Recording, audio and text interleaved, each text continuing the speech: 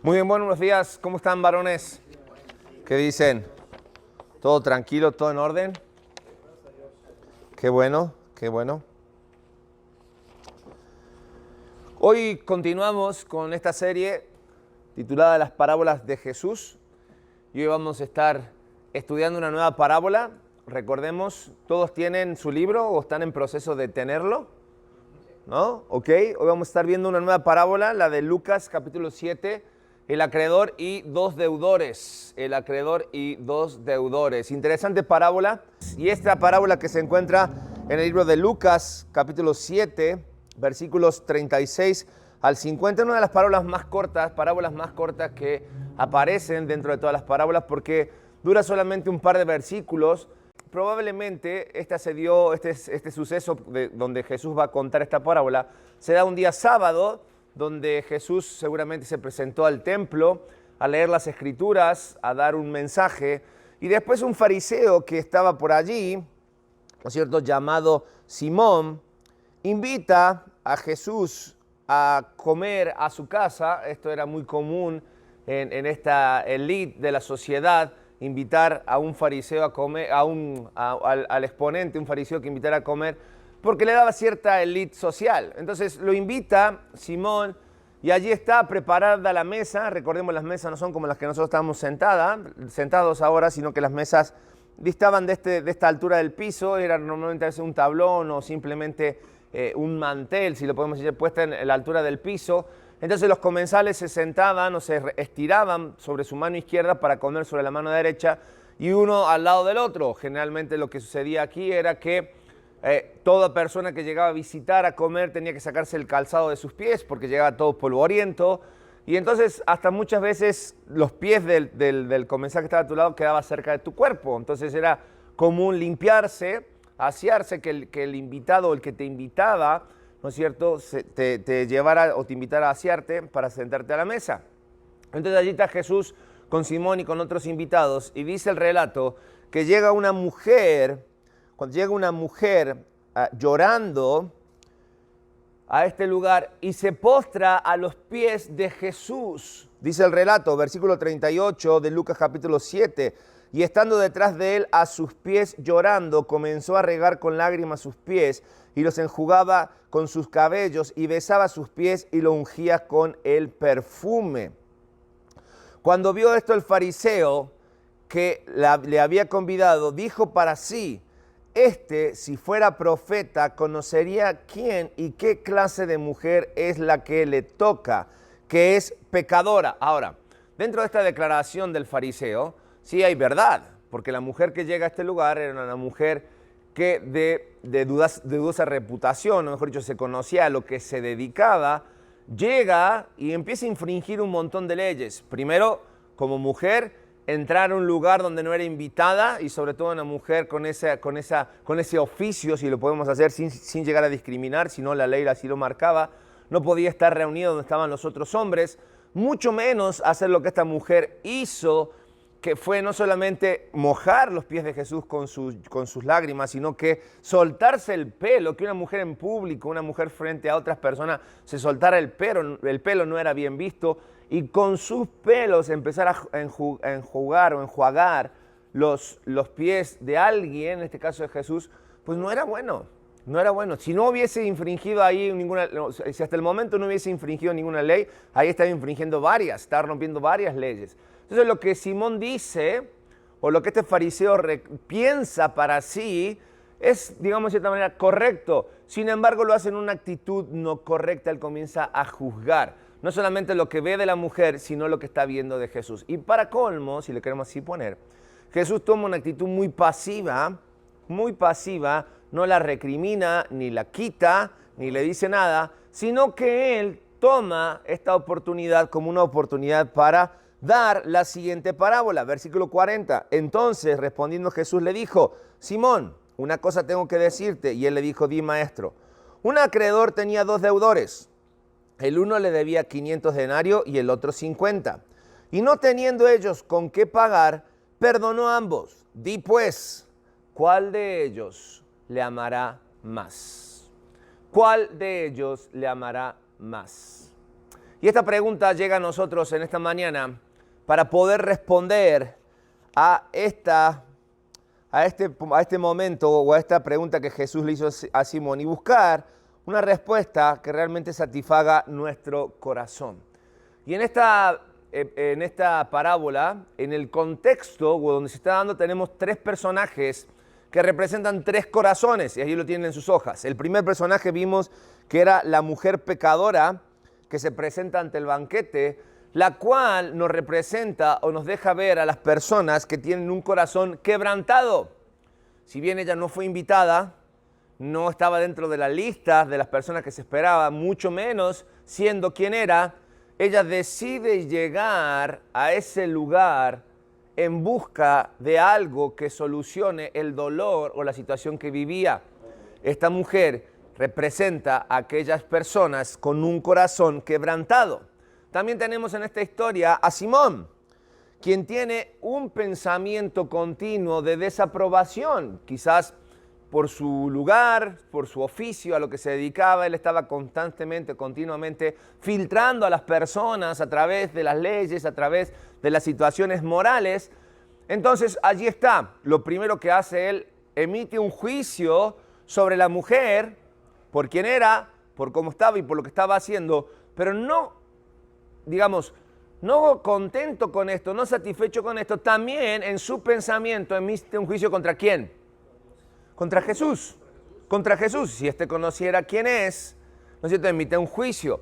Entonces Simón podemos ver o podemos entender que es el representante de aquellas personas que tienen un corazón orgulloso, un corazón el cual se basa en su propia ley, en su propia forma de pensar, en su propio sentir, y que pareciera que si las cosas no están a la altura o como él lo piensa, no son válidas. Y por último, tenemos a Jesús.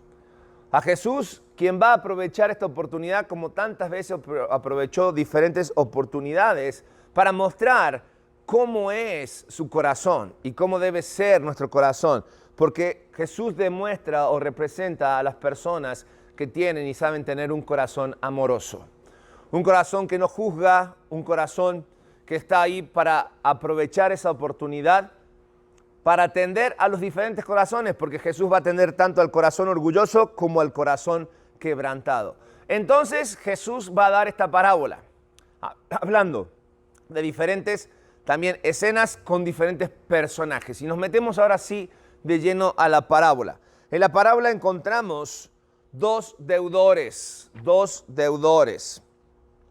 Es interesante cuando pensamos en deudas, ¿no? Deudas son aquellas cosas que nos quitan el sueño, ¿no? Deudas son aquellas situaciones que muchas veces nos llevan a tomar decisiones en nuestras vidas que no pensamos o que definitivamente nos llevan a estropear nuestro día a día, incluso nuestras relaciones, ¿no? Nuestras relaciones. Pero dice aquí que hay dos deudores. Y dentro de estos dos deudores hace una salvedad o un detalle entre ambos. Dice que uno debía 50 denarios y el otro 10 veces más, porque dice que debía 500. Ahora, el salario mínimo de aquel momento era un denario, era una moneda de plata que tenía un valor que era de un día de trabajo. Por un día de trabajo a ti te daban un denario. Entonces el que debía 50 denarios debía ¿cuántos días de trabajo? En meses, más o menos como un mes y poquito más, un mes y medio. Y el que debía 500, casi como 2 años, ¿verdad? Pero lo interesante es que el versículo 42 hace la salvedad de que estos hombres o estos deudores, que dice, no tenían con qué pagar. No había forma de pagar la deuda que tenían. Ni el que debía 50, ni el que debía 500. Entonces, pregunta, ¿a quiénes representan estos dos deudores? ¿A quiénes están representando cuando Jesús habla acerca de una deuda? ¿A quiénes? ¿A los qué? A los pecadores. A los pecadores. Que tiene una deuda.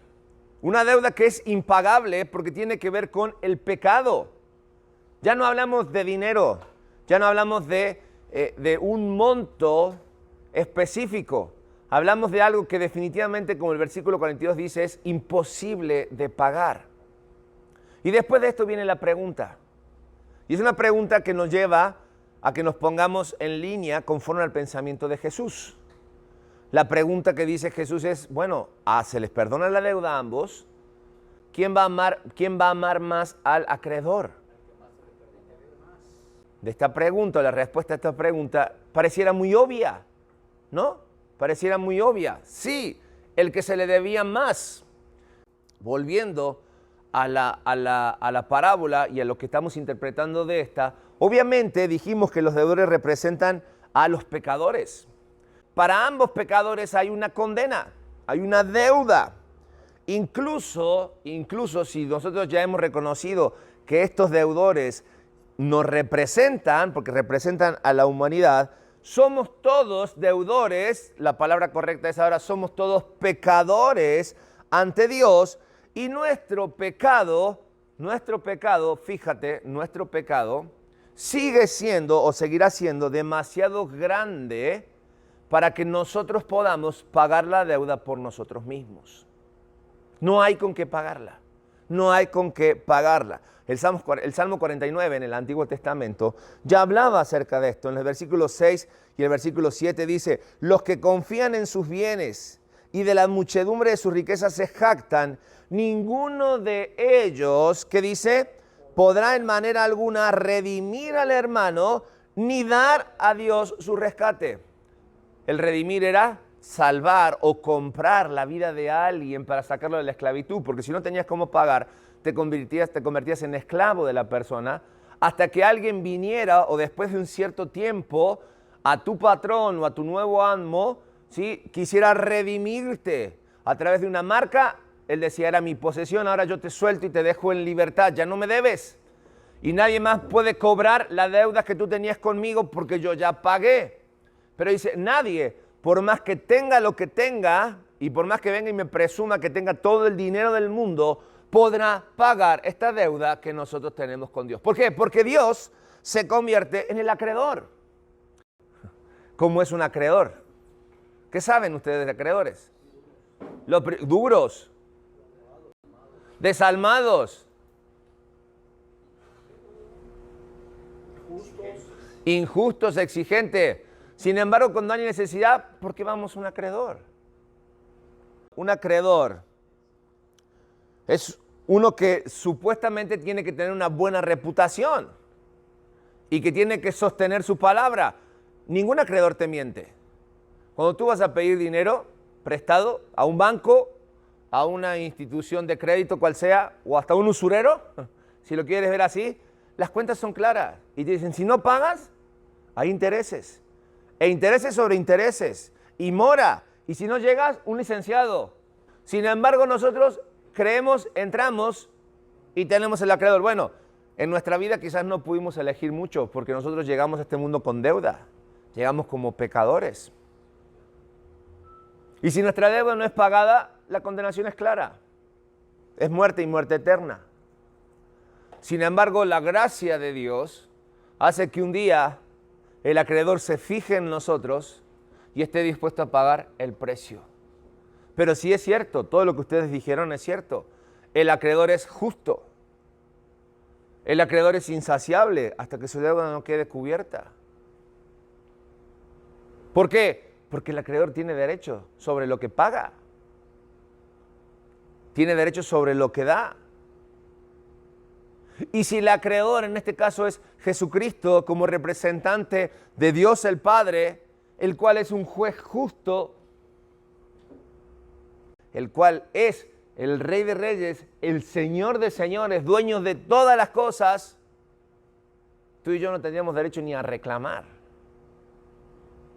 Ni a reclamar. Vuelvo a la pregunta del principio. ¿Cuál de los deudores al recibir el perdón le amó más? Quiero que pasemos de Simón a la mujer y entender qué es lo que Dios quería enseñar a través de esto, ¿no? Porque claro, en nuestra mente 50 es más fácil que pagar que 500, ¿no? Sin embargo, cuando no hay nada, Cuando no hay nada, es lo mismo pagar 50, 10, 5, 1 que 1000. Que 1000. Y más cuando el acreedor se presenta. Trato de imaginar, recuerden, se los dije el primer día, trato de ir a ese lugar y ver los ojos de Cristo contando esta historia. ¿Qué reflejaba? Tenía un pueblo, o mejor dicho, un público que estaba allí sentado a la mesa. Era un evento privado, ¿me entiendes? Había pocos privilegiados que escucharon esto. ¿Sí? Que estaban todos juzgando a la mujer, habían juzgando a Jesús, pero Jesús levanta la mirada y empieza a rodear a todos los que estaban en la mesa y contar esta historia. ¿Qué habrá habido en los ojos de Jesús? Sino que era amor, compasión y misericordia. Y no solo a una mujer que venía con un corazón quebrantado, sino a cuantos corazones duros y orgullosos había en esa mesa. El acreedor se estaba haciendo presente en esa mesa, contando una historia que llevaba a los hombres, a algunos, a filosofar y a buscar una respuesta que parecía muy obvia, pero a otros, como a la mujer, a humillarse más, porque sabía que ella tenía una deuda que era más alta que la que ella misma tenía con la sociedad. Y era una deuda que implicaba que en su corazón no había paz. En su corazón no había seguridad. Esta mujer era reconocida para muchos, pero seguramente esta mujer vino a Jesús porque lo había escuchado. Y porque había escuchado sus palabras y había creído en lo que Jesús decía, y lo que venía a buscar era esa paz, ese gozo, esa misericordia, esa gracia que salían de las palabras, de los ojos de Jesús. ¿Quién amará más?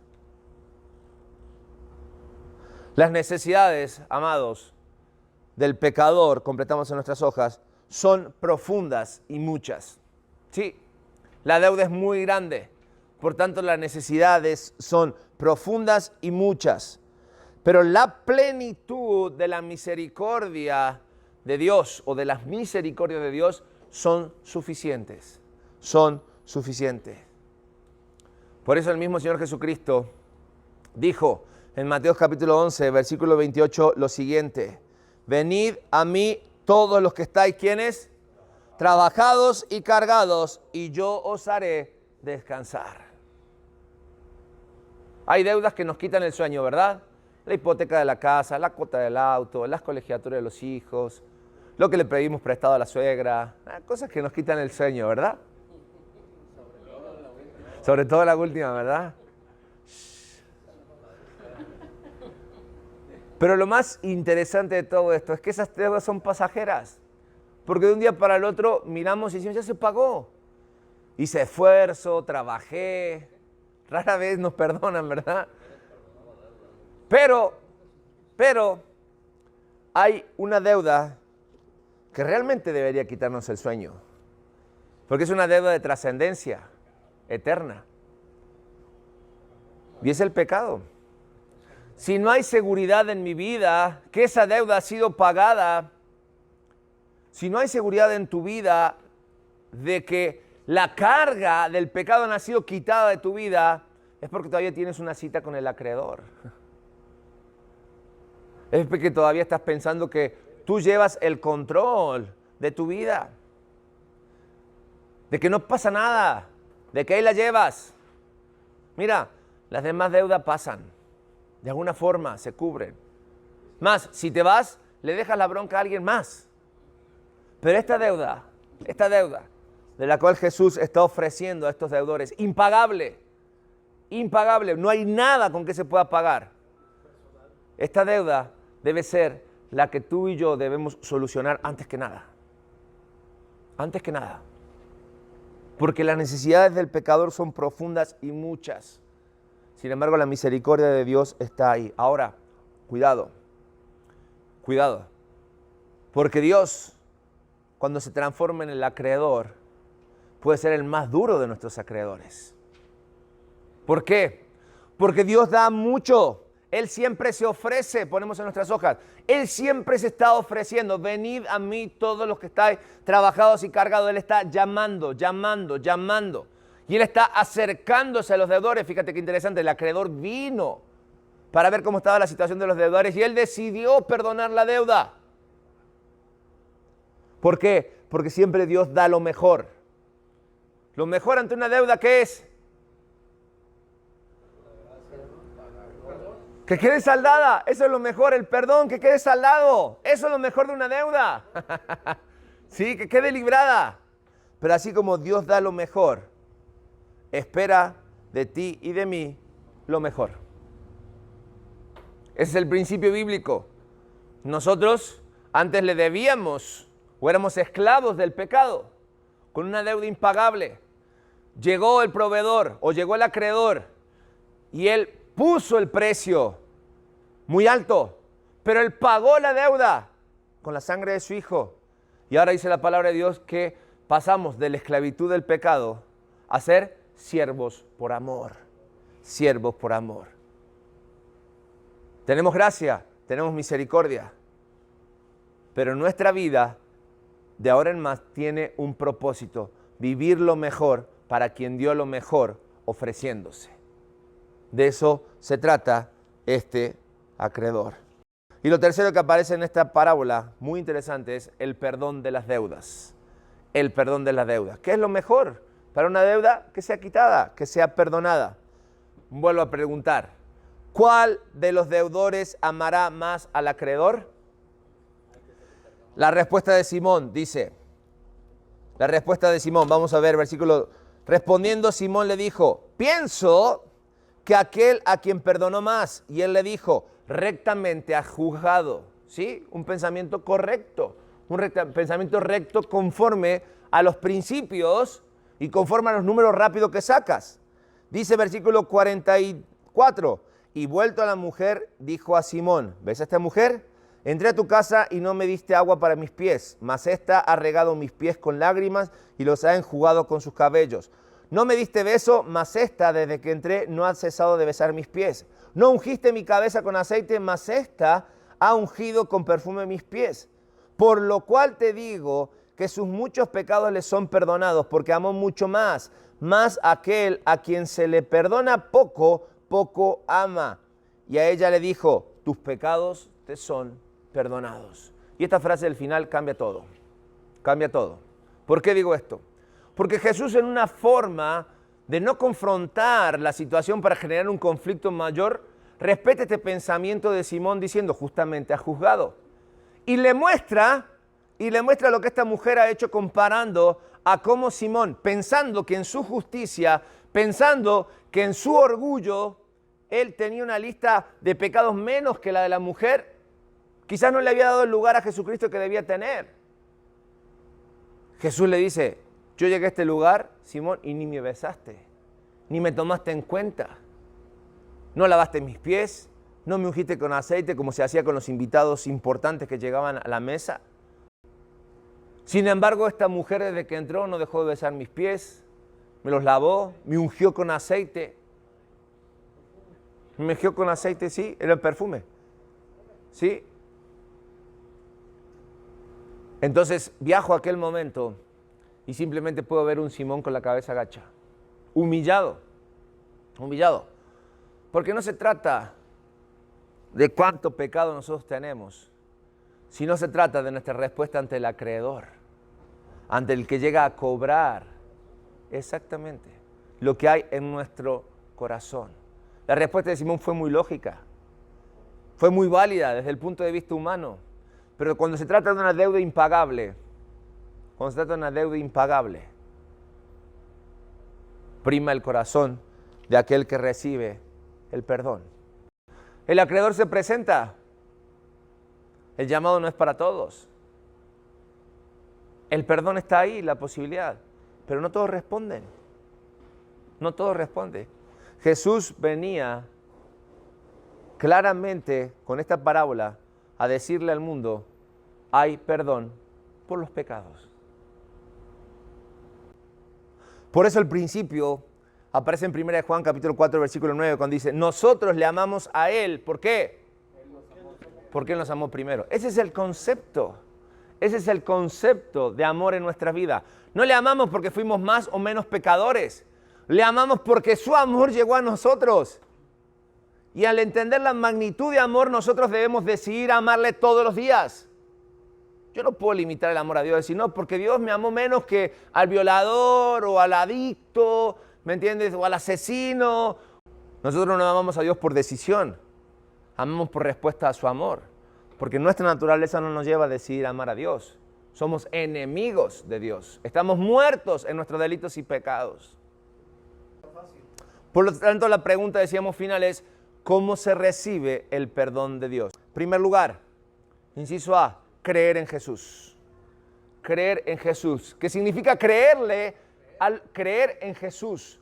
Creerle a Jesús y vivir una vida tal que entienda que la deuda para mí era tan impagable que al que presentarse en mi vida yo no tengo más que aceptar lo que Él me está dando. Entregarme por completo porque Él va a pagar mi deuda. Romanos 10, versículos 9 y 10 dice que si confesares con tu boca que Jesús es el Señor y creyeres en tu corazón que Dios le levantó de los muertos, serás salvo. Porque con el corazón se cree para justicia, pero con la boca se confiesa para salvación. Cuando creemos en Jesús, no solamente basta con entregar nuestro corazón, sino que dar un testimonio público de que Jesús es nuestro Salvador y nuestro Señor. Sí, te va a diferenciar este mundo, te va a enfrentar este mundo. Incluso este mundo te va a rechazar, pero de eso se trata el creer en Jesús. No solamente creer en Jesús, sino que lo segundo es confesar nuestros pecados. Confesar los pecados. Una vez que creo en Jesús, estoy listo para enfrentar mi realidad. Y al saber que soy pecador y tenemos un Dios que es santo, santo, santo, el cual no convive con el pecado, el cual realmente tiene un problema serio con el pecado y nos enemista con él, nos pone como sus enemigos, debemos entender que lo que a nosotros nos toca es confesar. ¿Sabes lo único que aportamos tú y yo para la salvación? ¿Qué es lo que es? Sí, aportamos algo. El pecado. Para ser salvo lo único que aportamos es el pecado. Es el pecado. Para haber salvación y redención tiene que haber pecado. Y nosotros lo aportamos. Nos sale tan bien eso. Es tan natural en nosotros el pecado, que es lo que aportamos. Por eso la palabra de Dios dice, 1 Juan 1:9, si confesamos nuestros pecados. ¿Sí? Confesar significa, ¿no es cierto?, llevar delante de Él con nombre y apellido nuestros pecados. Él es fiel y justo para perdonar nuestros pecados y limpiarnos de toda maldad. Por eso decimos que nosotros aportamos el pecado. Porque Jesús sabe que somos pecadores, sí. ¿Sabe que necesitamos el perdón? Sí. Pero una vez que creemos en Jesús y sabemos y deseamos que Él sea nuestro Señor y Salvador y lo decimos con nuestras bocas, también con nuestra boca debemos confesar nuestro pecado. Y 1 Juan no solamente es antes de llegar a Cristo. 1 Juan es cuando ya estamos en Cristo. Porque ahí vamos, pagada nuestra deuda, todavía vamos y nos gusta ir con los prestamistas, con los usureros y revolcarnos en el pecado. Entonces Dios, que es justo, decide bajar el dedo, pero Jesucristo dice, no, Padre, yo ya pagué. Y ahí se queda Jesús, dando la cara por nosotros, esperando que nosotros cumplamos Juan 1:9, 1 Juan, confesar nuestros pecados, para que Dios quite y perdone nuestros pecados y nos limpie de toda maldad. Y por último, para recibir el perdón de Dios, nosotros debemos arrepentirnos. Arrepentirnos. El arrepentimiento, amados, tiene que ver con un cambio en nuestra forma de pensar. El arrepentimiento llega a nuestras vidas cuando somos conscientes de que hemos manchado la santidad de Dios. Sí, un ser hecho imagen y semejanza de Dios pecó, se equivocó, le erró al blanco, dice Santiago. Y cuando el Espíritu Santo nos redime, abre nuestros ojos y nos damos cuenta que erramos y pecamos, ahí es cuando cambiamos nuestra vida, damos un giro, que si íbamos para allá, ahora vamos para otro lado, porque hay arrepentimiento. Y no solamente arrepentimiento, sino que el proverbio dice, el que se arrepiente y se aparta del pecado, haya misericordia. Según de Pedro 3:9, el Señor no retarda su promesa, según algunos lo tienen por tardanza, sino que es paciente para con nosotros, no queriendo que ninguno perezca, sino que todos procedan al arrepentimiento. Y a ella le dijo, tus pecados te son perdonados. Y los que estaban juntamente sentados a la mesa con él, comenzaron a decir entre sí, ¿quién es este que también perdona pecados? ¡Ey! No entendieron absolutamente nada. Si no te creíste digno de la salvación de Dios, porque tus pecados no son suficientes, tienes el pecado bajo control, seguramente vas a pensar como estos. ¿Quién es este para perdonar pecados? Pues tenías al mismo Dios encarnado en tu mesa. Vino y comió contigo, estuvo contigo, viste gracia y misericordia, no cuestionó a una pecadora, confrontó a un jet set de la sociedad, a una persona que se creía muy por lo que tenía. Y para rematarla, Jesús dijo al final, versículo 50, pero él le dijo a la mujer, tu fe te ha salvado, ve en paz.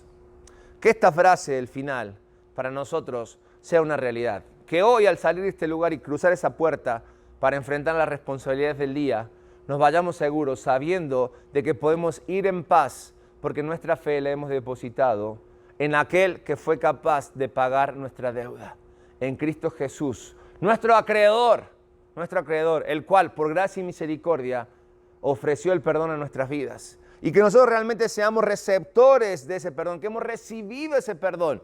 Y no solamente para andar presumiéndolo, sino ahora para compartirlo a la humanidad, para compartirlo a cuantos deudores hay en el mundo que caminan derecho a la perdición. Pero si no hay esta seguridad en nuestras vidas, no sigas avanzando, no sigas avanzando. Tómate un tiempo en la mesa del acreedor, escucha lo que Él tiene para ti y recibe el perdón de tus pecados, para que así podamos todos juntos marchar en paz. Amén. Vamos a orar en esta hora. Gracias, Dios, por la oportunidad que tú nos das de abrir tu palabra. Gracias por tus enseñanzas, por tus desafíos a nuestras vidas. Gracias, Señor, porque esta historia, contada miles de años atrás, sigue haciendo eco en el corazón de los hombres. Y, Señor, en esta hora que realmente llegue a nuestros corazones y transforme y cambie todo aquello que tenga que cambiar. Es nuestro deseo, es nuestra petición delante de ti, que tú transformes nuestras vidas. Lo oramos y lo pedimos en el nombre de nuestro Señor Jesucristo. Amén y amén.